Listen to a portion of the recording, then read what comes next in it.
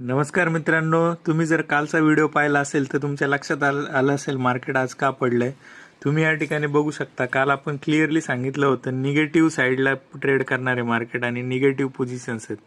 तर आजचा डेटा काय सांगतोय, आता शुक्रवारचा जो डेटा असतो म्हणजे गुरुवारी जे एक्सपायरी झालेला आहे तो ऑलमोस्ट सगळ्या पोझिशन्स या ठिकाणी निघालेल्या असतात. तुम्ही बघू शकाल 50% ऑलमोस्ट पोझिशन्स कट झालेल्या असतात. तर मार्केट फ्री फॉल होण्यासाठी रेडी असतं, म्हणजे कुठलीही एक डायरेक्शन मार्केट पकडू शकतं. आता मेजॉरिटी ऑफ जी डायरेक्शन आहे ना, ती डायरेक्शन पॉझिटिव्ह पकडू शकतं आणि वरच्या लेवलला रिटेलरला पुन्हा मोठे प्रो आणि FIs हे फसवू शकतात.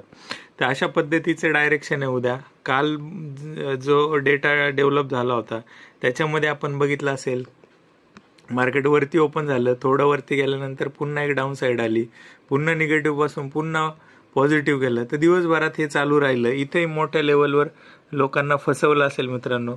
तर रिटेलर अशाच गोष्टी करत राहील आणि बाय सेल करून त्या ठिकाणी आपला लॉस करून घेईल. तर मित्रांनो, ह्याच्यापासून वाचण्यासाठी अशी कुठली कॉन्क्रीट स्ट्रॅटेजी आहे जी आपण देणार आहे. त्यासाठी आपल्याला अशा स्ट्रॅटेजीमध्ये 200-300 पॉईंटचा जरी मूव आला ना तरी घाबरण्याची आवश्यकता नाही. At the end market close झालं 50 पॉईंट निगेटिव्ह आणि एका पर्टिक्युलर पॉईंटला येऊन थांबलं. तर मित्रांनो, याचं एक ॲनालिसिस होतं. मी मागे तुम्हाला सांगितलं होतं की मार्केट एका सेंटर पॉईंटला क्लोज करण्याचा प्रयत्न करतं. आता मागची जी एक्सपायरी होती ती 26 तारखेला होती आणि 26 तारखेच्या एक्सपायरीचं तुम्ही बघू शकत असाल 25,192 आणि वरती 25,600. तर मधला जो पॉईंट आहे तो परफेक्ट 25,400ला क्लोज होण्याचा प्रयत्न झालेला आहे मित्रांनो.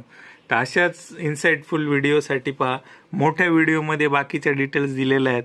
मोठा व्हिडिओ बघायला नक्की जावा आणि त्यातून बरेचसे इन्साईट तुम्हाला मिळणार आहे. थँक्यू मित्रांनो.